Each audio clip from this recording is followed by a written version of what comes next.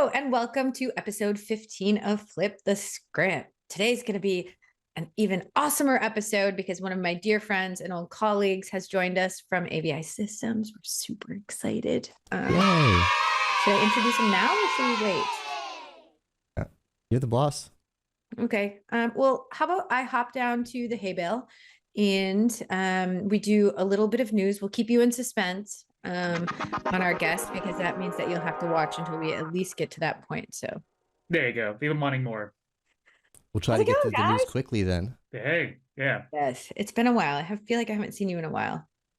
What do you mean? I just saw you. Oh, I guess I did just see you. Well, yeah, you're right. David and I saw each other at CEDIA/CIExpo, but really just CEDIA. But that What's was CEDIA? That was three-dimensional David. That wasn't virtual David, her real friend. That was some weird three-dimensional guy. He looks very different in real life. You should describe CEDIA. CEDIA was very interesting for me. Yeah. Usually the shows I go to are AV focused, obviously, or particularly UC focused. You know, Zoom, Microsoft Teams, that kind of stuff. This was home technology things. A lot of it, right? It was home AV. So it was still projectors and cameras, but projectors and cameras for home theaters and stuff. Stupid rich okay. people. I was going to say, you know, some of it is stuff you could see in your house or your friend's house, but a lot of it was like, people have enough money for this? I'm doing something wrong. Right. Tell them about the car lift. Oh, boy. Okay. So I'm walking through and I'm like, is that a car? Like a full-size actual car? And it's like a Corvette, and not just the Corvette you see, you know, on your street. It's like the yeah, it's like the crazy with all the, it's like, look, it looks fast. It wasn't even moving. And I'm like, slow down. It looks so fast. And it was in this thing. And I'm like, what is that? And it was a car elevator. They come into your garage, they dig a pit, they put this device in, you drive your car in and you press a button, it goes underground and you have a nice, clean, empty garage. Or you could put another car in there or whatever. And I'm the stupid one that was like, do you think it actually works? Do you think they're actually showing it? Yeah, they dug a pit. Trade show floor. They dug a pit in the trade show floor. I thought that for a second too, to be honest. So I asked, you know, how much is it? And she said $250. And I said, she said the base model is $250. $250. And I said thousands of dollars. And yeah, that's the base model without the fancy podium and the nice panels. I'm like, how dare you suggest that I would get the base model without the fancy podium? And who do you think you're talking to here? How dare you? I was explaining this story last night to a friend because he does landscaping for really rich people. And he was telling me that because I was telling him about the lift and he's like, dude, he's like, I've seen this at multiple houses. He goes, where their driveway is a turntable. He goes, because the people are either too lazy to back out and turn around, or there's not enough room. It's like where it backs out and it just turns your car and sends you away. Like, I love rich people. I know. I need to know more of them. That's too cool. Right, but CEDIA was a good show, and you know, we're having fun here, but I'm assuming that some people watch this for actual insight into our industry. So there is a big takeaway there, which is that the overlap between the home market and the commercial market is, oh my God, is completely. It's funny. They all call it resi. I'm trying to learn the lingo. And every booth we went to said, on this side of our booth is our resi stuff. We've been doing resi stuff for 40 years. And on this side of the stuff is a commercial. We're starting to do commercial stuff now. They're all over. Resi-mercial. That's what they call it. Resi-mercial. I like it. So it is our world now. We have to cover these companies, and it's cool, and it makes sense. It's the same technology, same cameras, same screens. Yeah. We don't mind if they come into the commercial space. It's just we definitely don't want to go into the resi space. No, that's fair. No, we don't. I'm not trying to deal with car lifts or car elevators. Maybe or people one day, calling, you know, the sound system you installed isn't working. I guess that's what we deal with anyway, but I think it'd be a little bit different on the resi side. Completely different. I think the expectations are a little different. Oh yeah, for sure. For sure. All right, so on to the news. On to the news. It's one of these buttons here. One day I'm gonna edit this down. It just goes on forever. Nah. We have great news this time. I'm excited about it. You have a story to tell us. Should I tell it, or Fang, do you want to tell it? No, you should tell it. Okay. I'll tell the first part of it. How about that? There you go. That's fair. The farm, we opened a showroom called the Farmhouse in San Francisco. Yay! Hey. It's super cool. It has a ton of technology, which I'll let Fang talk about because I'm me and I don't know all that stuff. But I know that there is a full kitchen and bar. So if you want to host an event, if you want to bring customers in for an event, if you want to just have a networking hour or trainings and certifications or anything like that, we've literally opened it up to anyone and everyone. Well, maybe not anyone and everyone, but people that we at least kind of know can use the space. It's right in the Bay Area, so it's an expensive area to rent spaces. I would imagine. I don't know. I'm from Minnesota, so I don't get out much, but yeah, it's super cool. And we had a big grand opening, and we had I bet we had about 100 people show up, which was so fun and exciting. That's awesome. Yeah, that was really cool. It was a really good time. A bunch of people showed up. We got to play with the tech a lot. We have a whole array of speakers in there, but we also have multiple stations. So we have a big conference table, 2 huddle spaces, and then we have kind of like a general seating area that also is covered by a microphone. So all these spots have their own microphones, speakers, and cameras, and so you can have an individual thing, or you can combine it all into one gigantic system. When you have a total of 6 displays around the place where you could do wireless content sharing, you could do conferencing, you could do whatever you want in there. It's really, really cool. We've already used it for a QSIS training. We had our grand opening one week, and then the following week we already had a QSIS level 2 training in that space using all the tech and using the displays, and it went off without a hitch, and we couldn't be happier. So yay! That's and so Fang cool. set up basically everything and worked to the wee hours of the night to make it happen, which was so appreciated and wonderful. No, I just ran around looking sweaty, so I looked busy. You know what I mean? I just appeared to be stressed. Everyone else was doing the actual work, but no, I think our team came together and made it happen. And it's going to be a never-changing thing because our manufacturers are going to come out with new, latest and greatest stuff that we have to then integrate and show off. So it's going to be a whole series of making it work, breaking it, making it work again, break it, making it work. But it'll be fun along the way for sure. But yeah, if you're ever in the Bay Area, hit us up. You can, Definitely. like I said, you can use it with us. You can use it without us. If you want to just throw a little party, have at it. Definitely. That's so our cool. news. No, that's amazing. I mean, and having a place where we can actually I shouldn't say play with the toys. It's serious business equipment, but I think play with the toys, because we could talk about it here all day, but when you get your hands on and actually use it, and you can say, oh, if my team had this, we'd be more productive. You could really, really experience it. And congratulations to putting on an in-person event. That's that's why I do everything virtual. Putting on an in-person event, oh my God, there's so many things that can go wrong. Oh, where are the chairs? Oh, we forgot the chairs. Right. Okay, I guess everyone's going to stand.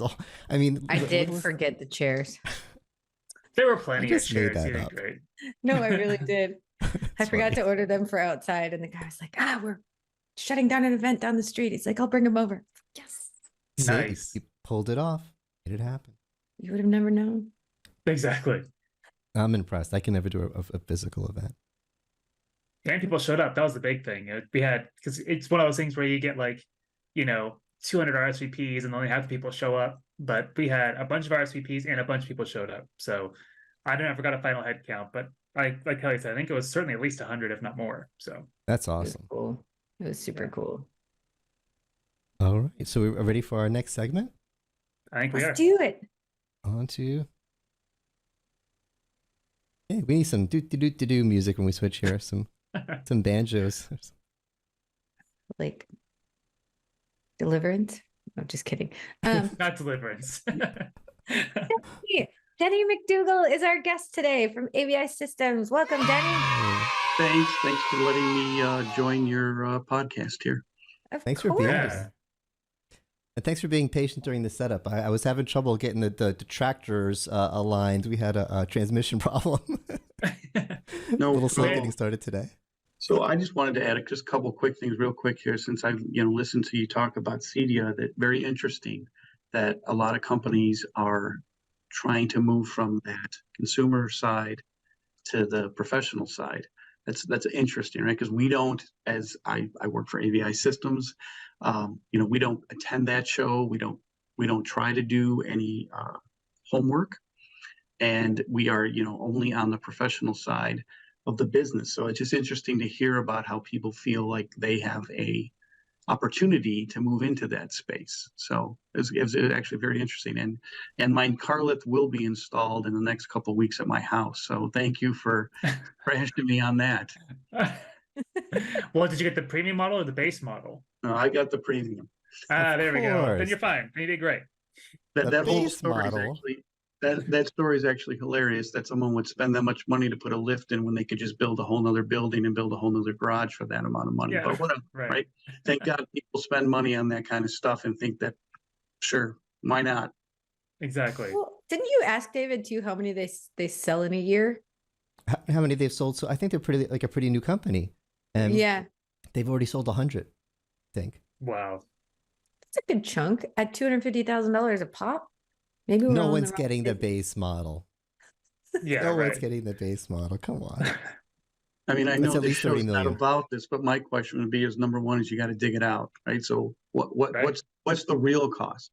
Because that's Yeah. probably just for the lift.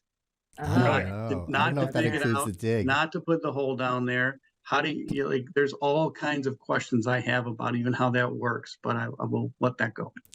because we don't know the answers. I just want to know what covers it. Like, so when a car goes down, what goes over? That was my thought also. There was a lid, and it makes a new floor. It looks like, once it's down, it just looks like a garage floor. You wouldn't know. And it can bear weight. Like, you could put another car there. It looked pretty sturdy. All right. Well, first of all, I need to get a second car. Then I need to get a car lift. Then I need to get a house. Wait, I did that out of order. I was thinking like a garage. I need a garage. Yeah, there you go.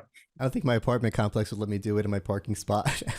Right. No, my garage is also my laundry room and where we have the water heater and such, and it is not big enough to actually fit a car. You know, it'd Well, be great if the you could put all washer stuff in a and lift. dryer could go down in the lift. There A you mini go. lift just for the washer and There dryer. you go. That's the base model. Not getting the base model. How dare you? So offended. So Denny, tell us a little bit about yourself for the audience and folks that, well, even Fang Sure. and David, who don't know you all that well. Yeah. Well, I work at AVI Systems. I've been here almost 12 years at AVI. Wow. Worked at another integrator before here for over 20 years. We have changed a lot since I started at AVI. We were a much, much smaller company when I started here and have grown quite a bit over the last even 5 to 6 years. I was a salesperson here for the first 6 or so years, and I've been in the sales manager spot for the last 6 years, so kind of split. Nice. Moving on up. Yeah, nice. Yes, sure. Let's go with it's different. How about that? It's different. There you go. Sometimes you just need to do different things. You're moving. But we are changing as a company, have changed as a company. We moved into the K-12 space that we never were in before. So it's just interesting to hear about your open house that you had at the farm. We have a show coming up here in our office on the 18th of October. And to talk about chairs, I was doing a chair count this morning to see if we had enough chairs for some webinar that we're going to host here also. So, you don't think about that stuff like that. You said when you're planning an event, to make sure, do you have enough chairs? Do you have tables? Do you have power? Right? And we've done this several times in our office. So we learn new stuff every time, right? To make sure that we're covered. But it is interesting, right? To come up and where you're going to move all this stuff that's normally in the office that is not going to be used. So we have spots for many vendors to come in. So Yep. Nice. We Well, if put you our need chairs, trailer. I know a guy. I got a chair guy. Well, awesome. Okay, so when I used to work at AVI Systems, and I met Denny there, and we did I did a field trip out to Chicago many moons ago, and we did some kind of case study stuff. So I went to a bunch of different a bunch of different customers, some with Denny and some with some other sales folks in the organization. And it's always fun to get out in the field because as a marketing person, you don't get to do that as much as you'd like. But Denny always has the coolest customers. I think and correct me if I'm wrong, but your background is more broadcast than like. That's where I started.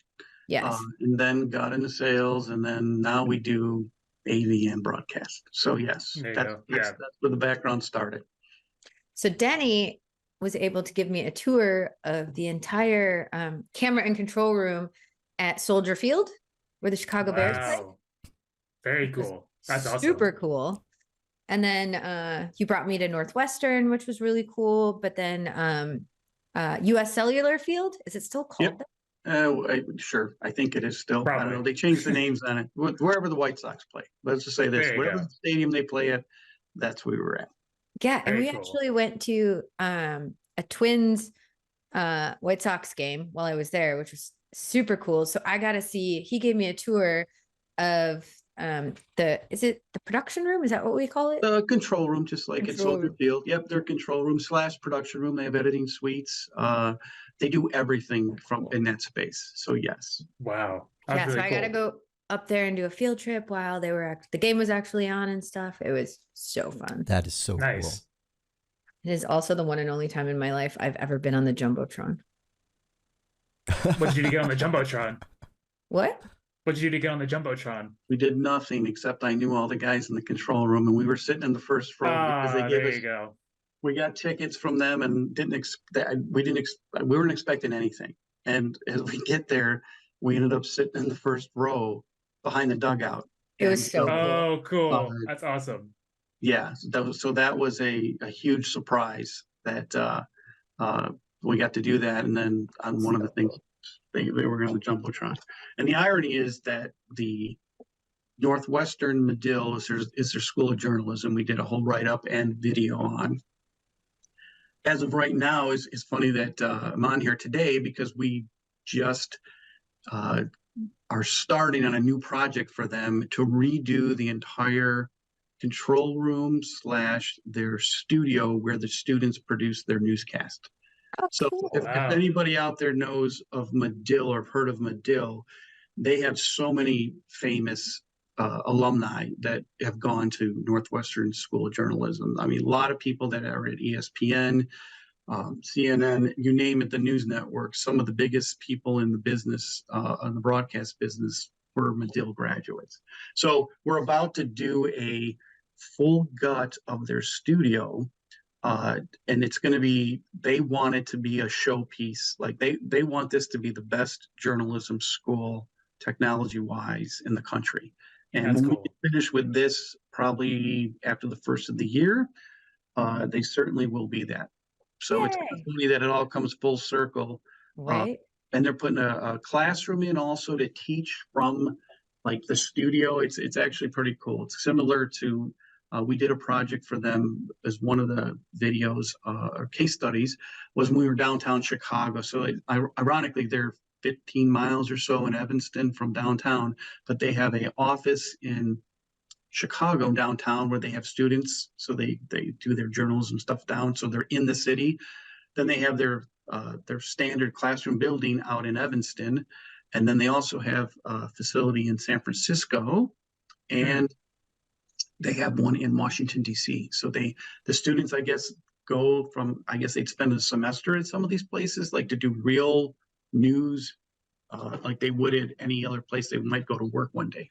So they've been a great customer, and that's going to be a different, like we do all kinds of classroom projects, which, are great, but they're kind of standard, right? You kind of have a projector and a laptop connection and some speakers, but these are much different projects that we get to work on. So it's kind of cool. Sounds like a very different experience than my journalism degree at the University of Wisconsin, Eau Claire. Maybe we could help them out with a new studio. There you go. I was going to say a little cooler than the AV club in high school. Yeah, well, so speaking of high schools, we're doing another cool project that we're in the middle of right now. Is one of the school districts here in the suburbs. We are redoing their auditorium, and going to high school, you think auditorium, what they have some speakers and what else they got, right? Well, this project is close to $1 million worth of AV that they're putting in there. Wow. Wow. 2 giant video walls on the side walls, 2 direct views, Whoa. camera Jeez. system for everything. They do a lot of plays here. Same thing I said. I'm like, you're going to spend how much? On a high So- school. Jeez. Yeah, and it's like only, and it's a pretty big district, but it hasn't been upgraded for quite a while, and they had piecemealed a lot of it together. But I guess they do a lot of high-end plays. They do at least 4 plays a year there. So Okay. it was a project that started out as going to be much smaller, and they asked, what are all your needs? What do you want? If you can have anything, what do you want? And sometimes people actually go through and do it. So we'll see. We still have another month or so till we're finished with it, but it's going to be a real showpiece once we get finished. Very Ooh. cool. Is it a public school? It is. It is a Wow. public school. Wow. Wow. I mean, I will not say the name only of the district because I don't know if I can. So Right. That's I okay. we'll let that go for now. But it's in the suburbs here, and it's not a poor suburb. How about that? Yeah. Fair enough. Very cool.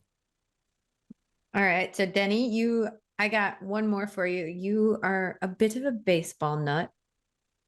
How many stadiums have you been to? I don't know, over 30, almost 40 awesome. something probably. Wow. Wow. You're a Dodger fan, aren't you? I am. So, sorry for the people from San Francisco, but don't hold that against me. Yes, I have. And fortunately, there's been a lot, when I say that there's been a lot of people have built new stadiums. Obviously, Minnesota, even Chicago, right? At least the Sox did. So when you count all those, I mean, you just happen, if you hit it the right time, there was a lot of places you got to go to twice. So yes, I have been to many. Very Nice. That's cool. As a matter of fact, we got a private tour of the San Francisco ballpark when I was doing a project for Medill for the Northwestern. I was out there, and ironically, a couple of the guys that were working on the Northwestern project were the same people who work at the White Sox. And we were done, and the guy called the guy from the Giants, and because he knew him, I don't know how, they were installing something there, and so we went there, and the guy gave us a tour of the whole place. So it was totally unexpected. Oh, that's Wow. awesome. Those guys are like- so fun. I It was love like- So cool. 6 years ago, I think we did that project. So they have an office right in downtown San Francisco. I couldn't name the building. I went there twice, and I got off the train and went there. I couldn't even tell you what street it's on or anything, but it's very interesting that they had built a new facility. That was one of the best projects we ever did, because it was a classroom / kind of studio that they put in down there, but and Northwestern uses it as a recruiting facility also. So it does a lot of different fancy. events and everything else that are there. Yeah. That's cool. Well, should we bring Denny along with us to our next segment, perhaps? Yes, I think we have our mildly satisfying moment. Here we go. I have a couple backups in case the first one doesn't mildly satisfy you. But just to introduce this, you remember that song Gangnam Style that was like so huge a few years ago? Okay, so this is the singer, Psy. I'm trying to think. You know what? You'll see. You ready? Uh-huh. Oh yeah.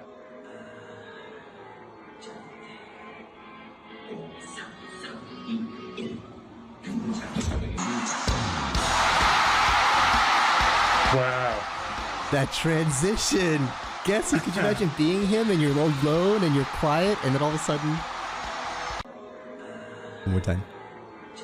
Speaking of car lifts. Right. That's how they do it. Oh my God, that looks so fun.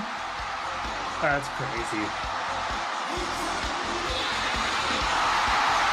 All right, that was satisfying. That was pretty good. We're good? All of a sudden, there's like Okay. a million people cheering at you and you're going, woo! Oh, I love I also that. love that he That's jumps cool. like 6 feet in the air. Yes, that does look fun. I hope it doesn't do that to the cars.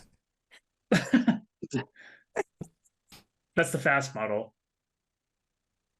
All right, so we're mildly satisfied. That was a win. I think It so. was good. It was very good. All right, on to our next segment. I like it. Oh, I'm not sure about this one. All right, we're using our awkward South Park scene here because our new segment, if this works, is our socially awkward moment. I think I might have set myself up for one, okay? Because next week I'm going to Zoomtopia, and I'm very excited. Zoomtopia is a great event. I sometimes think the reason Zoom made a video company is so they can have this event. It's so good. The music and everything, it's great. But when I registered, and you're putting what you want on your badge and your company's name and your title and da-da-da, and now they have pronouns. So that's kind of a newish thing, so I'm thinking about it. And the options were he, him, she, her, they, them. I don't want anything on my badge at all. Some people are like, I don't want anything to do with that. And I think that should cover just about everyone. I think everyone should be covered by he, him, she, her, they, them, or I don't want to do this. But they have an other. And there's nothing wrong with being an other at all. But why am I have to always be an other? Why am I always the pick-me kid? Why is it always, look at me, I'm David, I'm Mal, I have purple hair. Why do I have to be? So I went other, where you could put in your own pronouns. So What did you put? should I tell you what I put, or should I tell you what after I clicked send, I'm like, oh, I should have put this instead? I think both. Both, yeah, for sure. What do you want first? What'd you put? What I put was any/any. Because I'm there for business. As long as people think I make fun videos and great content, and I was talking about as an analyst, and hopefully they think I'm cute. I don't care if you think you call me he, she. I don't care. As long as you're nice. So that's what I put. I put any, and I'm worried that I'm gonna walk around for 2 days. I'm gonna be any. Yeah. Did I set myself up for social awkwardness? Am I gonna have to explain this over and over again? Uh-huh. Oh, Yeah. come on. Almost certainly. 100%. Because they'd be like, I met this any David. There you go. Their any is over there. And then point right at you. Because you're the only one that has to set any on it. Yeah. Not only that, you double down and put it twice. You're like, in case you missed it the first time, any. Yeah, I had lunch with Annie. Oh, you talked to David? I had lunch with Annie. Any's a great any. Any. So do you want to know what I wish I had put? Yes. Oh boy, here we go. Like and subscribe. They probably would have kicked you out. And I'm Seriously. killing myself for not having done that. Like and subscribe. Just a QR code. Follow me on man. social media. Oh, I cannot wait to have a podcast after Zoomtopia and hear all of your stories about any. Yeah. Any. I'm okay as long as people are nice, right? Mm-hmm. All right. To your face. Yeah. Right. All right, should we go on to our next segment? Let's do it. I'm excited. I don't think we've used our movie theater before. I don't know if we have either. We have I want to say twice. Maybe once. This was It was a while ago though. the video head. Oh, that's right. We had it here. Oh, that's amazing. You like my thing? that helps me. I was like, oh yeah, we had, because you did this. That's awesome. So do you want to lead into this movie? I was in well, how do I lead it? Okay. We have this team called the Pharmacist, and they're Fang is part of that team, and they're just super awesome and ridiculously smart and uber cool. So I decided when we were all together to do just some interviews and give us a little snapshot, small dose, if you will, about themselves. And here it is.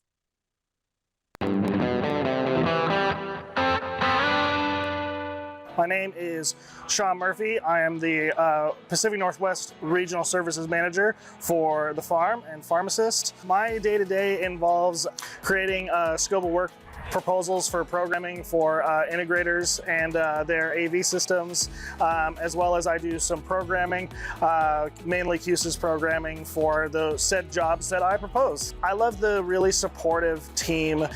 Everyone's there to help each other. There's no competition, and when I need help, I can call somebody. Everyone's super supportive, willing to jump in and just make it work and, you know, get it done for the right reasons. Someone recently told me it's kind of like, you know, some people play soccer and they follow the ball. The farm is going off into the stands and buying chicken wings from the vendors. We're just doing it differently. We're making it different, and we're having fun while doing it, and we're really like setting the trend for the future of AV. Why is everyone at the farm so good on camera? It's ridiculous. They really are, like, way better than me. That was awesome. Sean killed it. That was cool.